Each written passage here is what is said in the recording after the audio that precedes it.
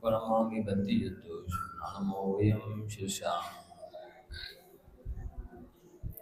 रक्षामि वन्देशद्भक्तिकां स्वगौ दशानचूर्णै पावने प्रियं शक्त प्रणमामि उपभोगे तुल्य जीवशुद्धते द्विदं कायं च पंचमी पूजमी वन्नामि नमः शामि दुःखको कमको वैलावश्वेणं समाहिवर्णं निर्गुण संपत्ति हो मज्जं पर्वणे स्वाध्याय विलयं श्रीयाचर भक्ति का श्रवण करो मैं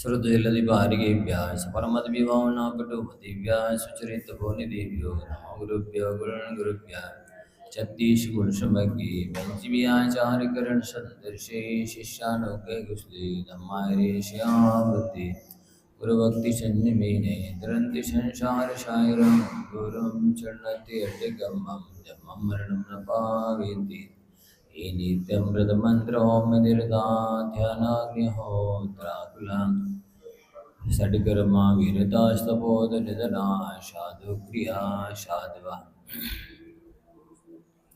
शीलप्रावरणगुणप्रहरणाय चन्द्रार्किते योधिकाः मोक्षद्वारिकपाटिपाटन्वटाः पीडन्तु मां साधवः गुरुवाः पान्तु नो नित्यं ज्ञानदर्शननायकाः चारित्रणो गम्भीरा मोक्षमार्गोपदेशकाः इच्छामि वन्ते हरिभक्तिगां सौगोदशालजो श्रवणान् शब्दशरणसम्मिश्रेयुतानं पञ्चम्याचरणम् आर्याणं वैरादिक्षुन्नोनपदेशानं वज्जयानं तिर्याणं सर्वशावणं स्याडिस्कालं अञ्चेमि पूजेमि वन्दामि नमः शामि दुःखको कमको वैलावश्वेणं समाहि मृणं निर्गुणसम्पत्ति हो मज्जं तज्जयति परम ज्योति शमं समस्तैरनन्तपरियायै दर्पणतलेव शकला प्रतिफलति पदार्थमालिका यत्र बोलिए त्रिकालवर्ती नौ देवताओं की विनायक श्री आदिनाथ भगवान की आचार्य भगवंत गुरुवर्षि विद्याशाह जी महाराज की परम पूज्य आचार्य भगवंत श्री समय शाह जी महाराज की परम पूज्य मुनिवर्षि निधोष शाह जी महाराज की नीति सम्राट मुनिवर्षि मेल्लो साकती महाराज की जय हो। नहीं ज्ञान ने सदृशम पवित्र में विद्यते ज्ञान के समान पवित्र इस दुनिया में जगत में तीन लोक में तीन काल में कुछ भी नहीं है। ज्ञान अपने आप में पवित्र है और जो उसकी आराधना करता है वो ज्ञान उसे भी पवित्र बना देता है। इसलिए ज्ञान की आराधना 8 अंगों से सहित करनी चाहिए। सम्यक दर्शन के 8 अंगों के समान सम्यक ज्ञान के भी 8 अंग हैं। उनकी चर्चा यहाँ चल रही है। शब्दों का भी एक अपना महत्व होता है। जो सूत्र हैं, श्लोक हैं, गाथाएं हैं, दोहे हैं, उनका शुद्ध उच्चारण करना आवश्यक होता है। ये शब्द ब्रह्म की उपासना कहलाती है। तो शब्द ब्रह्म की उपासना करने से भी जीवों का उद्धार होता है। जैसे कहते हैं तत्वास सूत्र जी का सूत्रों का मात्र पाठ करने से एक उपवास का फल मिलता है। तो सूत्र मात्र पढ़े जाते हैं, उनका अर्थ मालूम नहीं होता है, फिर भी फल तो मिलता है। तो यहाँ पर सूत्रों का, श्लोकों का, गाथाओं का, दोहों का शुद्ध उच्चारण करना आवश्यक होता है, क्योंकि अक्षर से हीन मंत्र जब विष की वेदना को दूर नहीं कर सकता है, तो अक्षर से हीन जब हम सम्यक ज्ञान को रखेंगे तो हमारे संसार की वेदना को समाप्त कैसे कर सकते हैं। ग्रंथाचार कहें या शब्दाचार कहें, शुद्ध उच्चारण करना भी महत्व रखता है। दूसरा अंग है सम्यक ज्ञान का अर्थाचार। सूत्र का अर्थ प्रासंगिक समझना बहुत महत्वपूर्ण होता है। एक शब्द के अनेक अर्थ होते हैं, लेकिन यदि जैसे मान लो सैंधव शब्द है, सैंधव का अर्थ घोड़ा भी होता है और नमक भी होता है। और सिंधु देश में उत्पन्न हुआ जो है वो सब सैंधव कहलाता है। तो किसी व्यक्ति ने कहा कि सैंधव हम आना है, अब वो बैठा था भोजन करने के लिए और आपने घोड़ा ला के खड़ा कर दिया, क्योंकि सैंधव का अर्थ घोड़ा भी होता है और नमक भी होता है। तो आपको प्रसंग देखना है कि कौन सा प्रसंग चल रहा है, तो इस समय सैंधव का अर्थ क्या लगाना चाहिए। जब कोई व्यक्ति भोजन कर रहा हो तो सैंधव का अर्थ नमक लगाना, और जब कोई भोजन जा रहा हो बाहर कहीं सैर करने के लिए तब सैंधव का अर्थ घोड़ा लगाना। तो ये बहुत महत्वपूर्ण है। ग्रंथाचार एक, अर्थाचार दो, और दोनों को शुद्ध पढ़ना, प्रासंगिक समझना अव्याचार कहलाता है। इसके बाद में कालाचार है, चौथा सम्यक ज्ञान का अंग। योग काल में पढ़ना आवश्यक होता है। जो सूत्र ग्रंथ होते हैं, गाथा नंबर 36 है, आप सभी देख रहे होंगे 36 नंबर गाथा में कि काले लिखा है, अध्ययन काल में आराधना करना। मुख्य रूप से सिद्धांत ग्रंथ सूत्र ग्रंथों को योग काल में विनय से पढ़ना आवश्यक होता है, अन्यथा इनका दुष्प्रभाव होता है। जैसे कहते हैं कि मान लो सिद्धांत ग्रंथों को, सूत्र ग्रंथों को अष्टमी के दिन पढ़ेंगे तो शिष्य का वियोग होगा, और चतुर्दशी के दिन पढ़ेंगे तो गुरु का वियोग होगा, और अमावस्या पूर्णिमा को पढ़ेंगे तो गुरु शिष्य दोनों का वियोग हो सकता है। ऐसा सिद्धांत ग्रंथों को, सूत्र ग्रंथों को जो वर्जित काल है, किसी की शल्यघ्ना चल रही हो,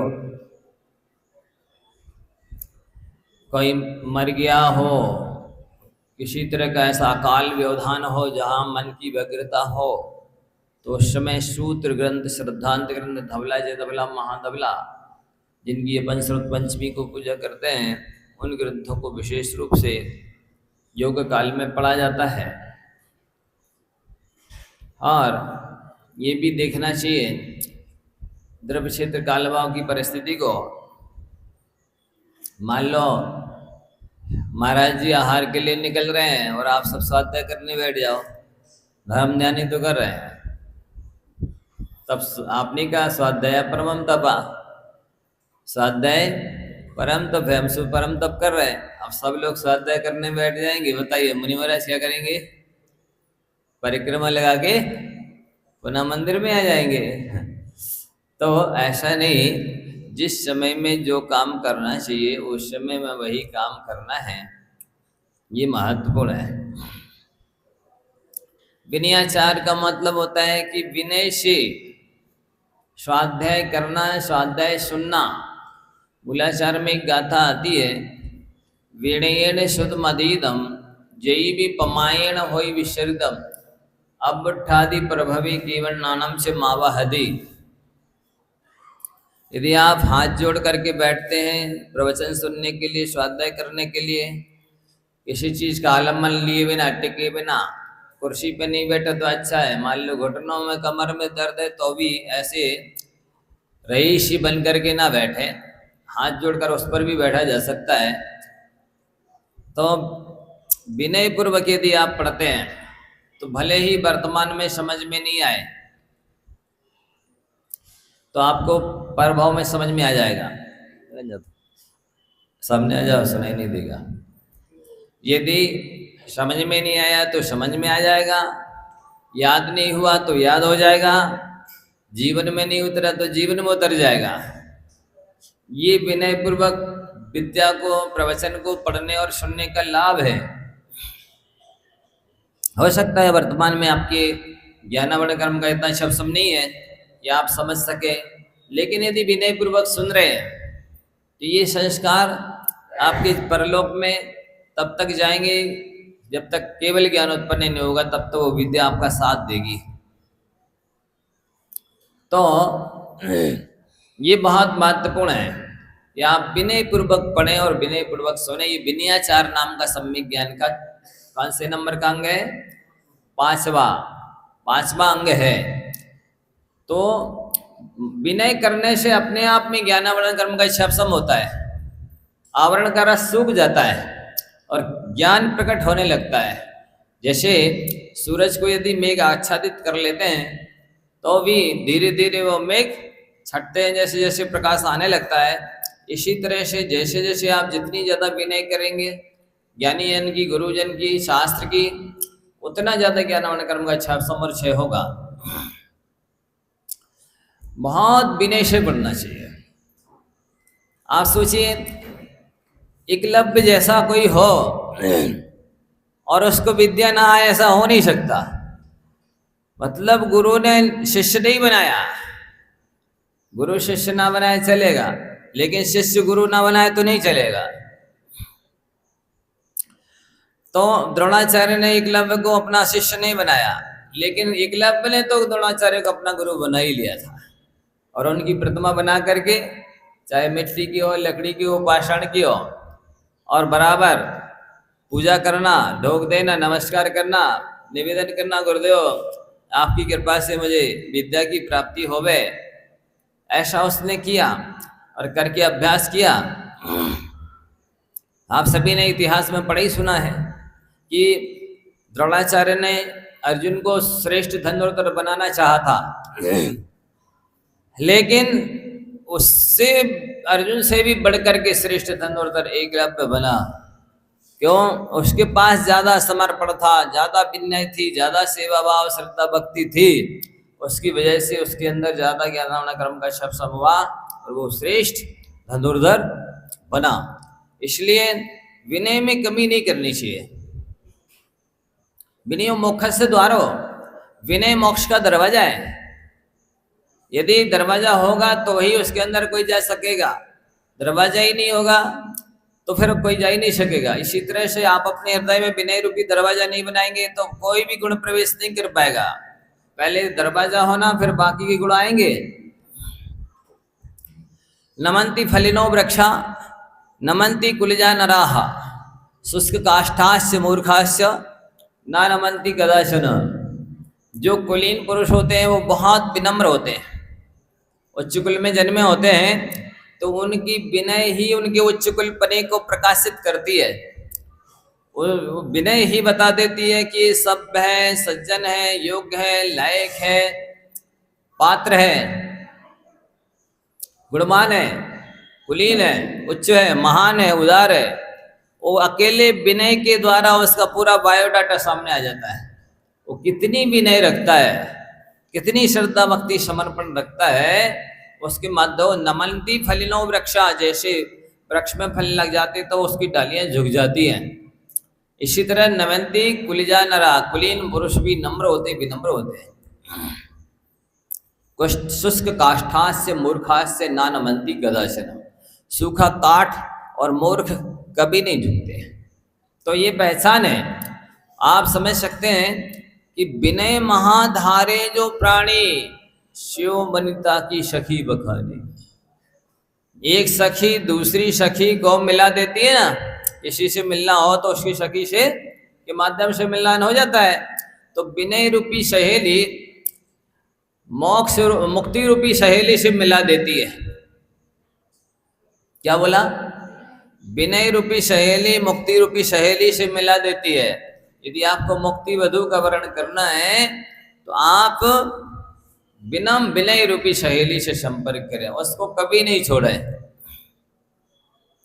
शास्त्रों में विनय की बहुत महिमा गाई है, शब्दातीत महिमा गाई है। तो बहुत बड़ा गुण है, महान गुण है। आप देखेंगे 12 तपों में भी विनय तप को रखा है, प्रायश्चित विनय। भैया अवृत स्वाध्याय इसको ध्यान रखे ना। फिर यहाँ 10 धर्मों में मार्दव धर्म भी विनय ही है। 16 कर्ण भावना में विनय संपन्नता भावना है। तो बहुत जगह पर रखा है। विनय आप देखेंगे कोई भी स्तोत्र किया है आचार्यों ने, कुंद कुंद आदि आचार्यों ने सबसे पहले नमस्कार से शुरुआत की है। पंचास्तिका देखिए, प्रवचन सार देखिए, सब ग्रंथों में सबसे पहले पंच परमेष्टि को नमन हो, विदेश क्षेत्र के 20 तीर्थंकरों को नमन हो, गणधर देव को नमन हो, त्रिकालवर्ती नौ देवताओं को नमन हो, 24 तीर्थंकरों को नमन हो, समगम समगम पत्तेगम पत्तेगम, साथ साथ सबको एक साथ नमस्कार करता हूँ, अलग अलग नमस्कार करता हूँ। तो जैसे जैसे अंदर गुण आते हैं व्यक्ति के अंदर, वैसे वैसे उसके अंदर विनय बढ़ रही है। व्यक्ति अपने जीवन में कितना सफल हुआ है, कितना सक्सेस हुआ है, ये उसकी विनय से जाना जाता है। जितना वो विनम्र बना है उतनी सफलता हासिल कर ली उसने, उतनी योग्यता हासिल कर ली है, उतना सक्सेस हुआ है वो व्यक्ति। और यदि विनय नहीं है तो समझ लो उसकी विद्या निरर्थक है, योग्यता है ही नहीं उसके अंदर, निरर्थक है। तो यहाँ विनयाचार रखा गया है सम्यक ज्ञान का 5वां अंग। उपधानाचार, शोभधानम चे, गाथा नंबर 36 देख रहे हैं ना आप लोग। शोभधानम चे, उपधान से सहित, यानी उपधानाचार भी होना आवश्यक है। इसके 2 अर्थ हैं। एक तो ये कि स्वाध्याय जो कर रहे हैं या प्रवचन जो सुन रहे हैं उसको एकाग्रता से सुनना, ये भी उपधानाचार कहलाता है। जो लोग एक समय में 2-3 काम करते हैं वे शास्त्र की अभिनय करते हैं।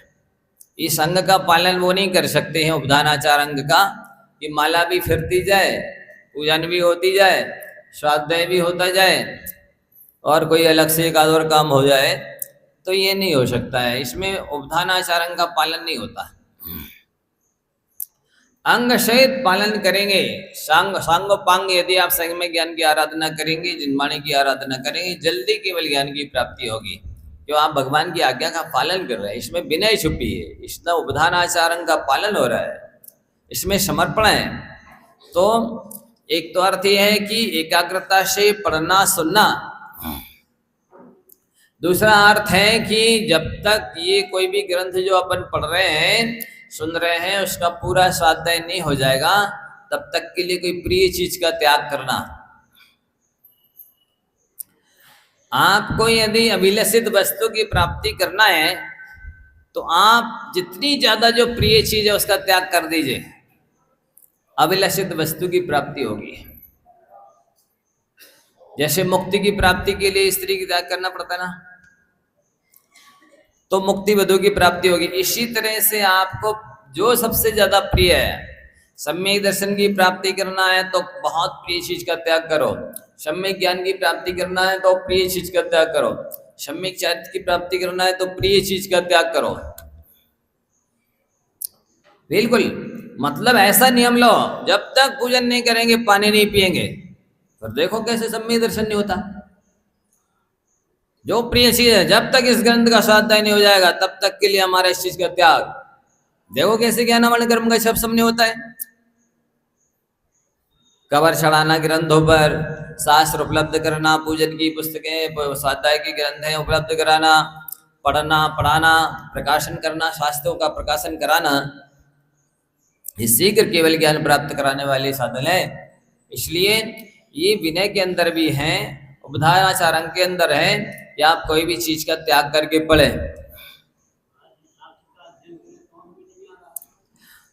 अनेक तरह के ग्रंथ हैं, जो सरल हैं वो पढ़ने चाहिए। पहले वो करो जो संभव हो, फिर वो करो जो थोड़ा कठिन लग रहा था, फिर वो करो जो अति कठिन या असंभव लग रहा था। क्रम क्रम से पढ़ने से आते हैं समझ में। अब शुरू में ही आप धवला जी धवला खोल के बैठ जाएं तो समझ में नहीं आएगा।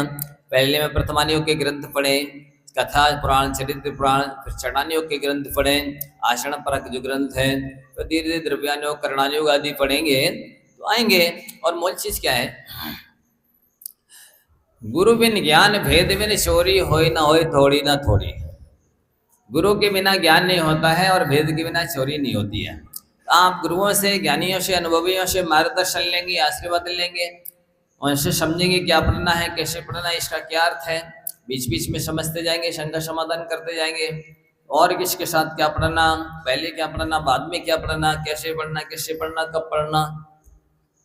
इन सब चीजों का फर्क पड़ता है कि आप पूर्व दिशा में मुंह करके बैठे या उत्तर दिशा में मुंह करके बैठे, अच्छी आसन पद्मासन अर्ध पद्मासन लगाएं, चंद्र स्वर चलाएं, बायां स्वर लेफ्ट हैंड वाला, और ज्ञान मुद्रा लगाएं, विशेष रूप से देव शास्त्रों का स्मरण करके और संकल्प करके कि इतना पढ़ेंगे, ये त्याग करके पढ़ेंगे आदि, तो विद्या आती है।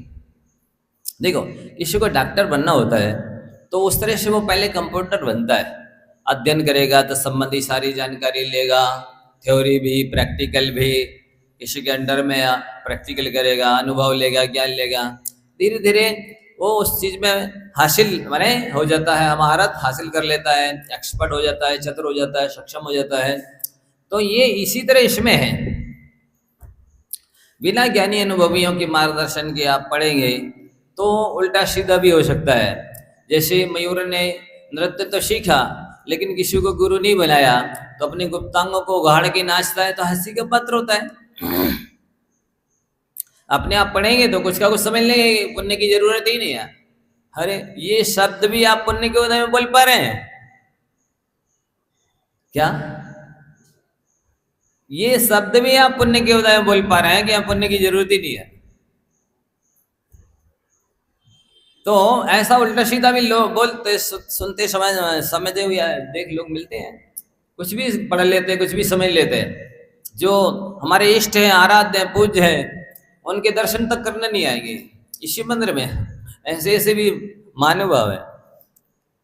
तो उनका मतलब कल्याण होना निश्चित नहीं है, इसलिए ऐसा करते हैं।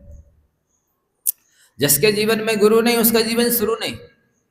गुरु तो होना ही चाहिए, शिक्षा दीक्षा संस्कार प्रायश्चित मार्गदर्शन आशीर्वाद के लिए गुरु के बिना तो कुछ होता ही नहीं।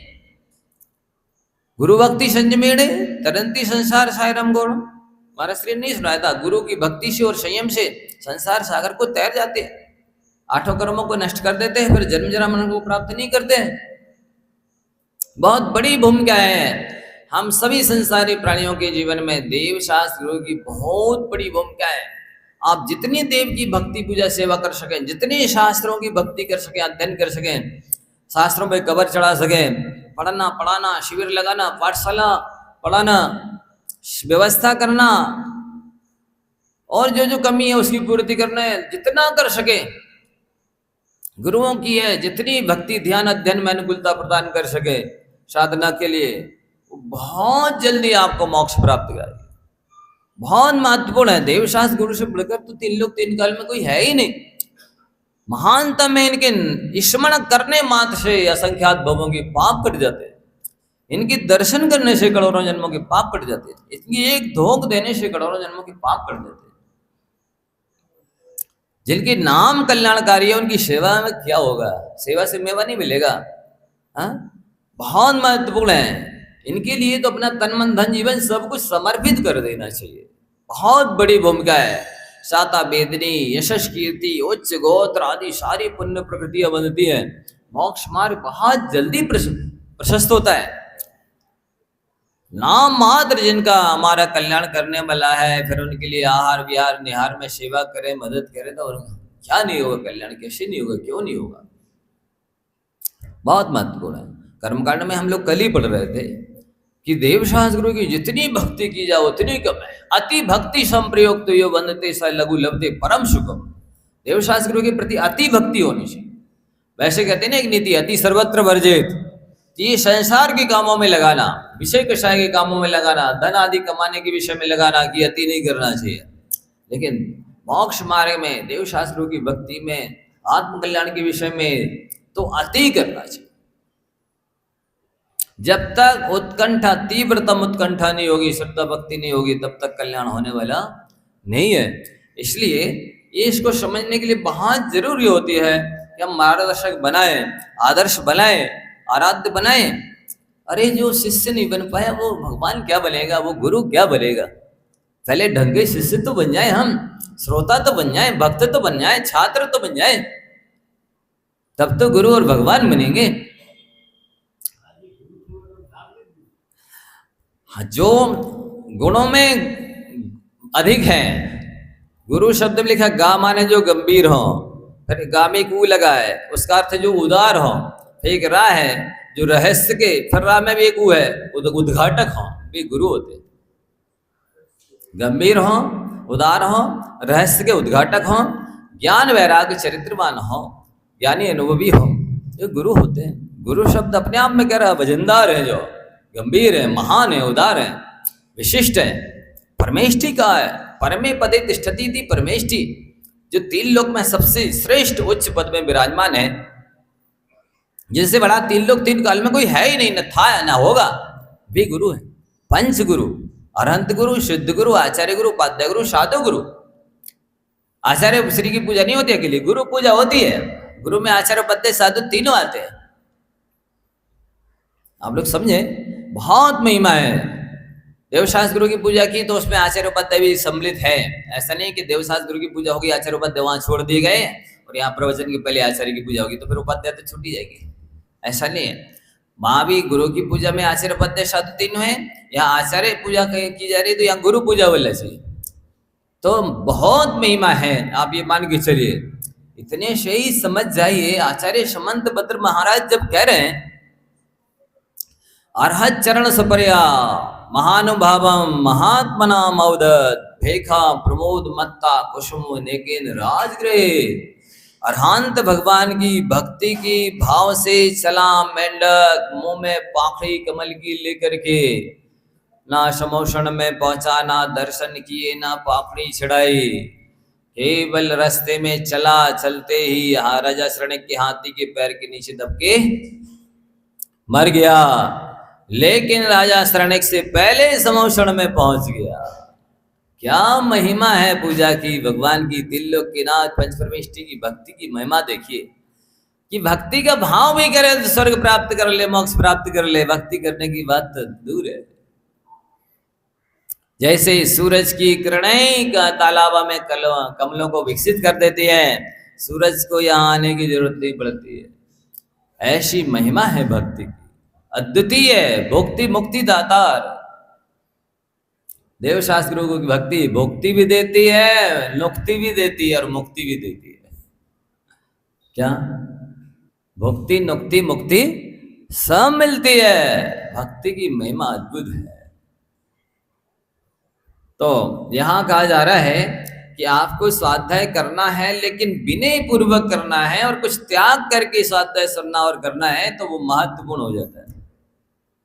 इससे ज्ञानावर्ण कर्म का रस सूखने लग जाता है, क्षय सम होने लग जाता है, पुण्य सातिशय पुण्य का बंध होने लग जाता है, पुण्यानुबंधी पुण्य का बंध होने लग जाता है, श्रद्धा भक्ति बढ़ जाती है।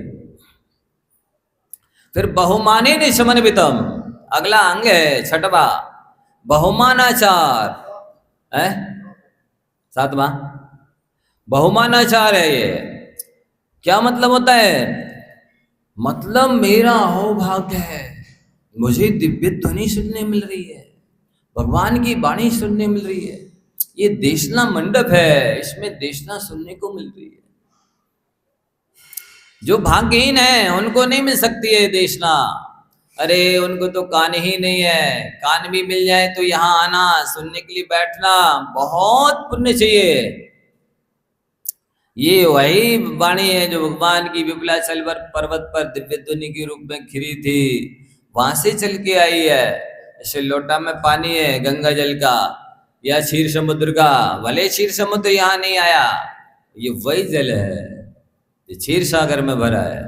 इसी तरह ये वाणी वही है जो भगवान की दिव्य ध्वनि में खिरी थी।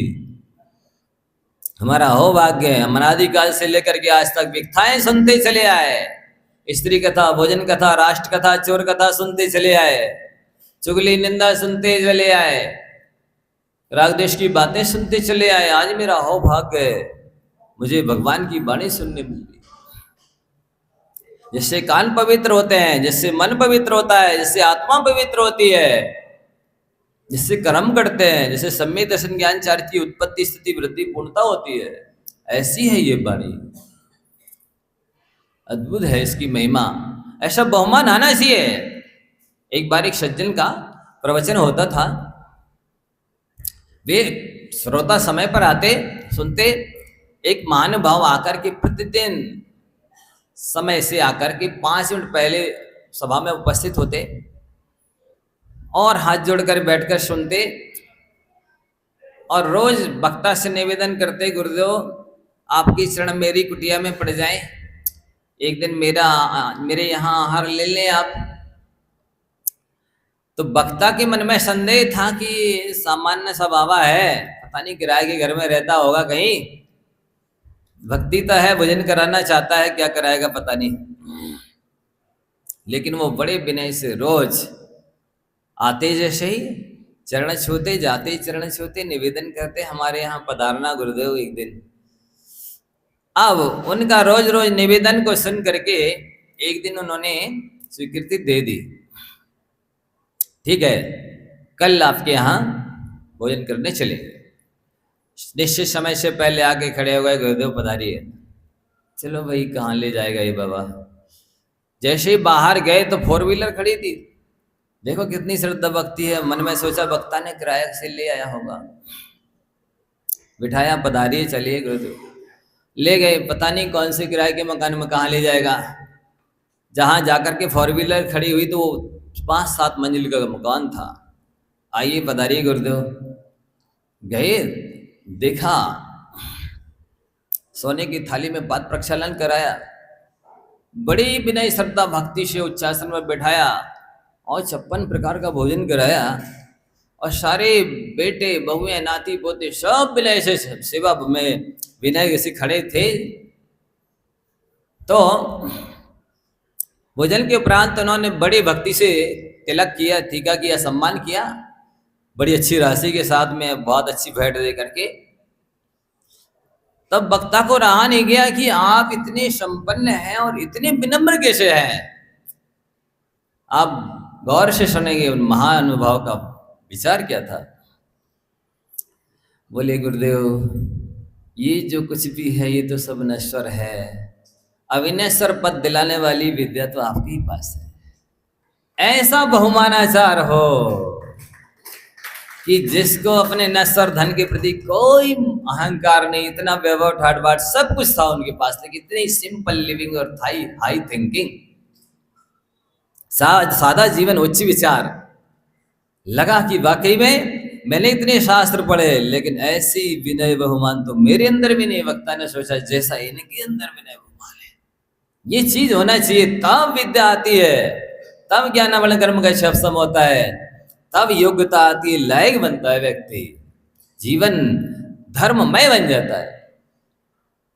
ऐसा नहीं जब मन लगे आया तो चले आए, जहां कहीं जैसे तैसे बैठ गए, सुन के चले गए, जैसे नहीं। ये दिव्य ध्वनि है, ये भगवान की वाणी है, ये कल्याणकारिणी है, इसके प्रति अति बहुमान होना चाहिए। अहो भाग्य मेरा, कितने सारे संसार में अनंत अनंत जीव हैं, उनमें मनुष्य कितने हैं, उनमें जैन कितने हैं, पर उनमें हम लोग इतने सुनने वाले कितने भाग्यशाली हैं, कितने तीव्र पुण्यात्मा हैं जो देवशास्त्र गुरु के निकट आए हैं, बैठे। इनके कितने शाता का उदय है, कितने पुण्य का उदय है, क्या आओ भाग्य है इनका। जिस क्षणों में ये देवशास्त्र गुरु के निकट पादमूल में बैठे हैं, ये सामान्य पुण्य नहीं है बंधुओं। जिसके लिए देवशास्त्र गुरु मिले उनके लिए क्या पंचम काल, उनको तो चौथा ही काल है। उनके लिए तो वही भगवान का समोषण है, वही देशना मंडप है, वही दिव्य ध्वनि है, वही गुरु है। ये कहाँ आचरण है, विन्यस्येदम युविनेशो प्रथमासो जिनानेव भक्त्या पूर्व मुनि नरचित कुताश्रयोति चर्चनाम। हे भव्य जीवो, ये वर्तमान के साधुओं में पूर्व मुनि राजों की स्थापना करके इनकी भक्ति पूजा करो, विन्यसेत स्थापना करो।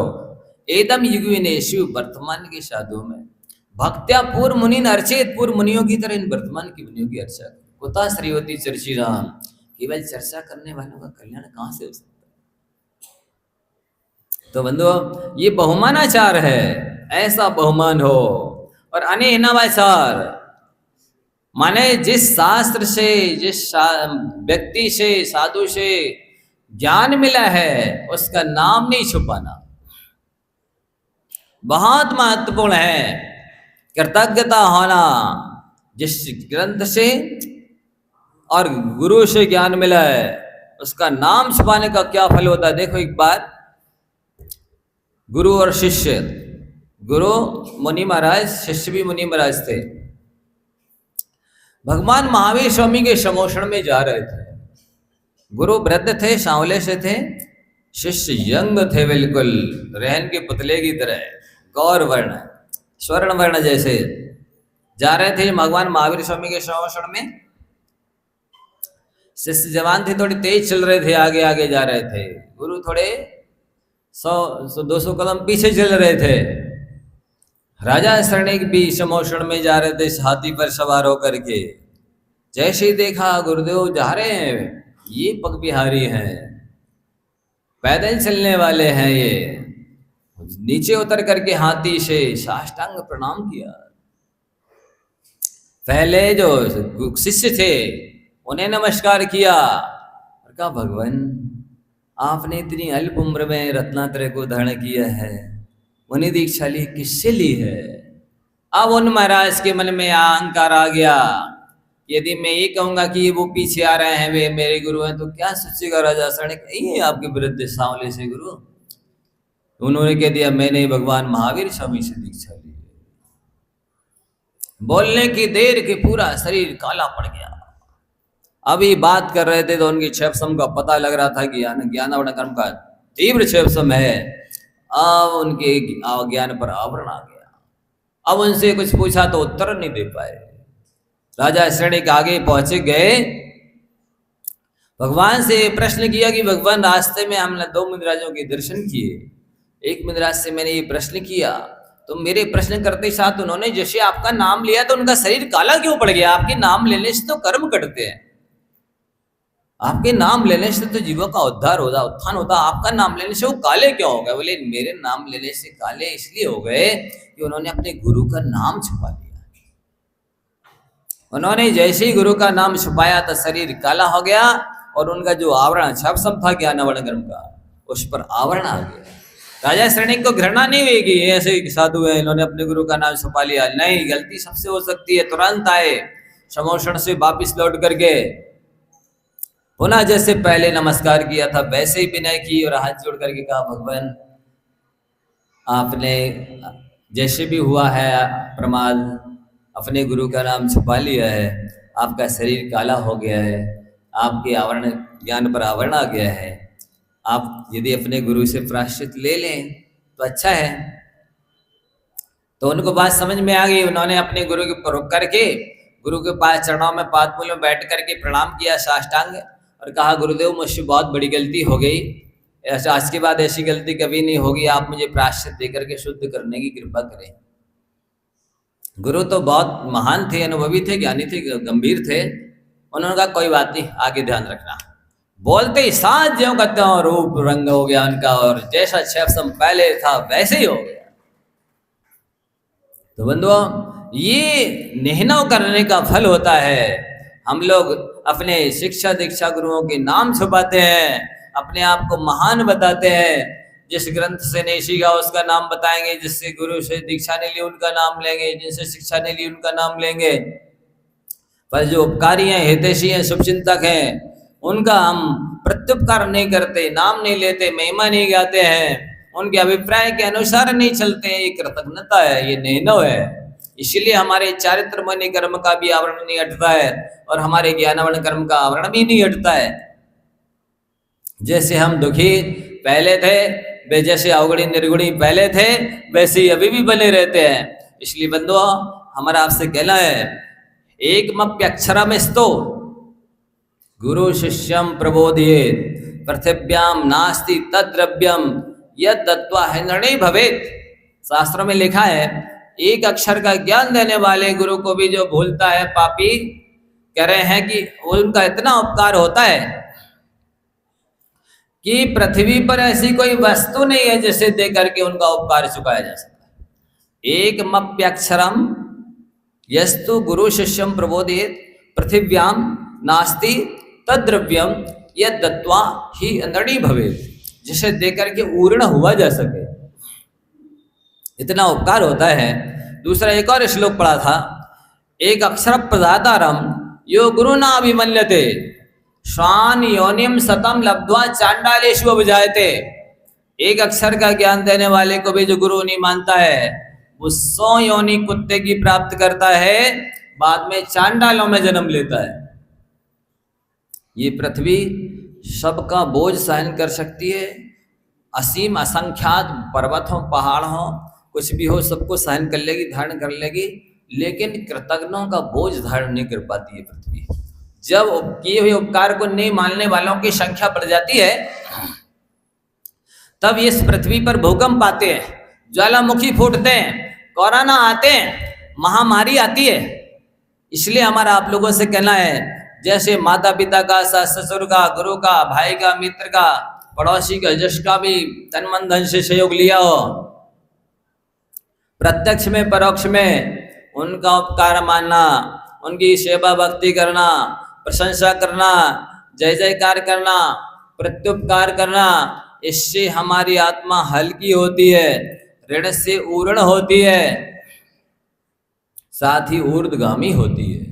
इसलिए बहुत बड़ा गुण है कृतज्ञता, किए हुए उपकार को मानना, गुरु उपकारियों के प्रत्युपकार में अपने आप को लगाना। वस्तुतः शास्त्रों में आचार्यों ने लिखा है कि धर्म की शुरुआत कहाँ से होती है, सुन लो। यदि आप किसी का उपकार चुका रहे हैं तो कर्ज चुका रहे हैं, धर्म नहीं कर रहे।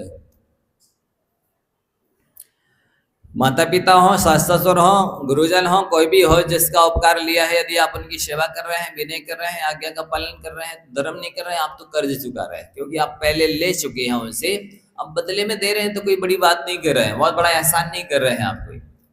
और दूसरी बात, यदि आप ऐसे व्यक्ति को सहयोग दे रहे हैं, दान दे रहे हैं, सेवा कर रहे हैं कि जिससे अपेक्षा में, बदले में अपेक्षा है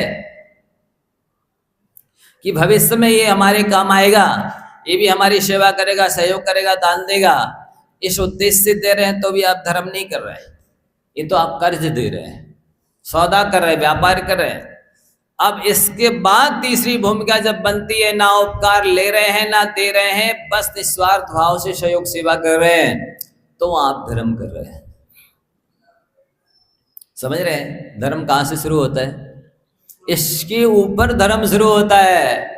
अभी तो हम अपना कर्तव्य ही नहीं निर्वाह कर पा रहे हैं, फर्ज ही निर्वाह नहीं कर पा रहे हैं, उपकार ही नहीं चुका पा रहे हैं, तो धर्म कहाँ से शुरू होगा? तो बंधु ये बहुमानाचार है, आपको बहुमान होना चाहिए। देवशास्त्र गुरु के दर्शन करने मिले, पूजन करने मिले, स्वाध्याय सुनने मिले, आहार देने मिले, भैयावृत्ति करने मिले। यदि गुरु आपको कोई आदेश दे दे तो अपना अभाग्य मानना, सौभाग्य मानना कि गुरु ने मुझे इतना लायक समझा, योग्य समझा, मैं भाग्यशाली हूँ कि कोई आदेश दिया। गुरु की आज्ञा का पालन करना, आज्ञा सम्यक पे, आज्ञा विषय धर्म ध्यान है, तो उस आज्ञा का पालन करने में प्राण चले जाए तो भी कोई बड़ी बात नहीं है। आज्ञा का पालन करते करते प्राण चले गए तो समझ लो आपको सिद्धि हो जाएगी, मुक्ति मिल जाएगी जल्दी से जल्दी। तो ये बहुमानाचार है। और अनहनाचार में आपको अपने गुरु का नाम नहीं छुपाना है, जिस शास्त्र से ज्ञान मिला शास्त्र का नाम नहीं छुपाना है। बहुत महत्व रखता है। इन 8 अंगों से सहित यदि आप जिनवाणी की आराधना करेंगे, उपासना करेंगे, प्रवचन सुनेंगे, स्वाध्याय करेंगे, आपकी कुमति, आपकी दुर्बुद्धि, आपका ज्ञानावरण का जो आवरण है वो छट जाएगा, हट जाएगा, क्षय हो जाएगा और आप जल्दी केवल ज्ञानी बन जाएंगे। इसके बाद में सम्यक चारित्र का व्याख्यान 37 नंबर गाथा से शुरू हो रहा है। विगलित दर्शन मोहैहि समंजस ज्ञान विदितार्थैहि नित्यमपि नेप्रकम्पैहि सम्यक् चारित्रमालम्यम् विगलित दर्शन मोहैः समंजस ज्ञान विदितार्थैः नित्यमपि निःप्रकम्पैः सम्यक् चारित्रमालम्यम्।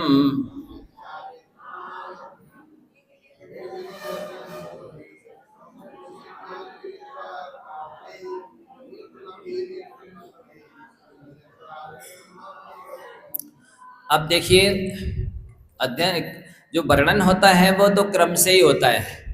कि जिसका दर्शन मोह गल गया है, अर्थात जिसे सम्यक दर्शन हो गया है,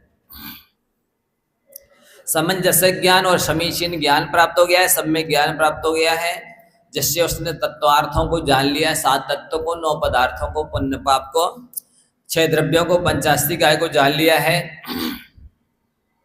और यथार्थ वस्तु स्वरूप जानने से जो निष्प्रकंप हो गया है कि नहीं, आत्मा का कल्याण तो रत्नात्रय से ही होगा, देवसास गुरु की भक्ति पूजा से ही होगा, ऐसा दृढ़ श्रद्धांज जिसे हो गया है, उसको सम्यक चारित्र का आलम्बन लेना चाहिए।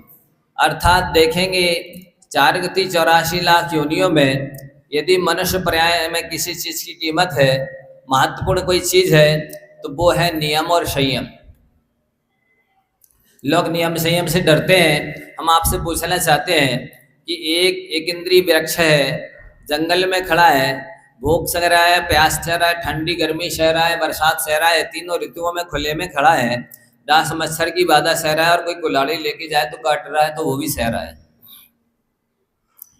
उसने इतने उपसर परिसर सहे, किस चीज की कमी है, उसकी सिद्धि क्यों नहीं हो रही?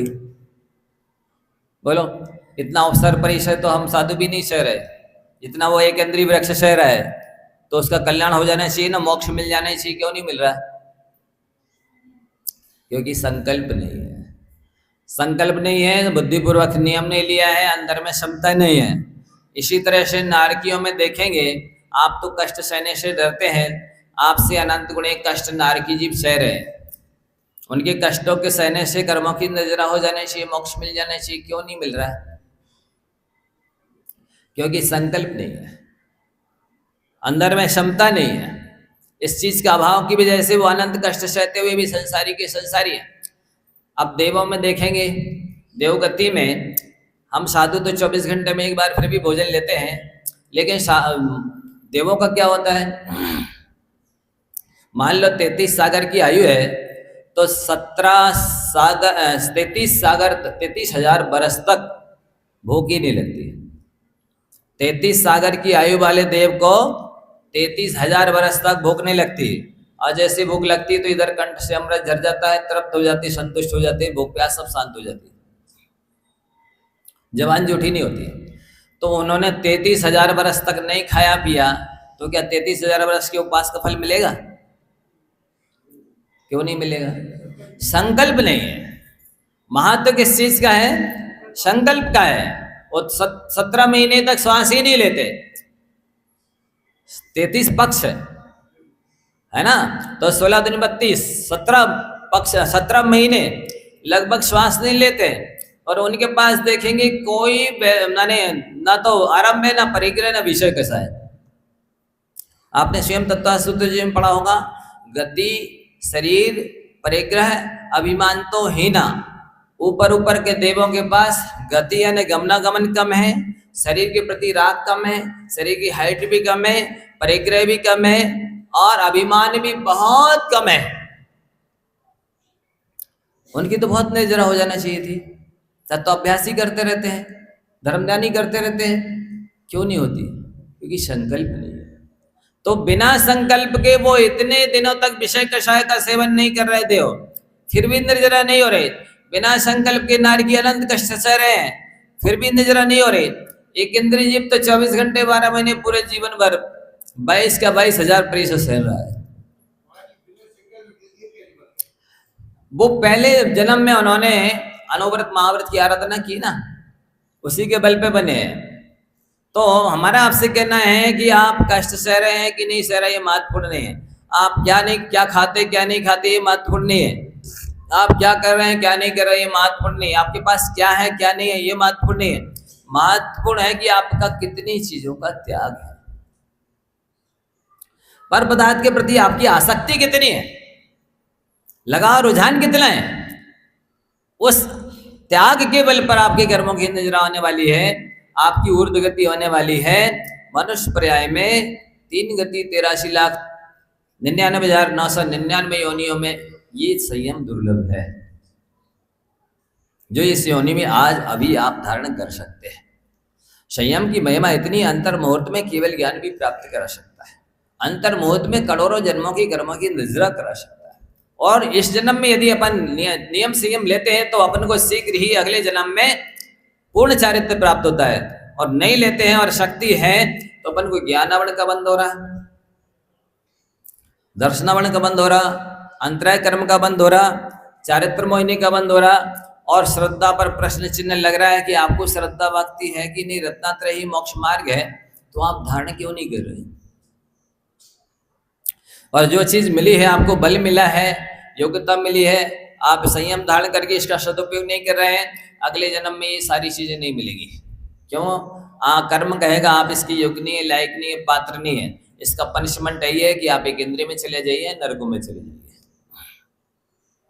इसलिए अपनी शक्ति को ना छुपा करके अपन को संयम धारण करना है। मंजिल उन्हीं को मिली है जिनके पंखों में जान होती है।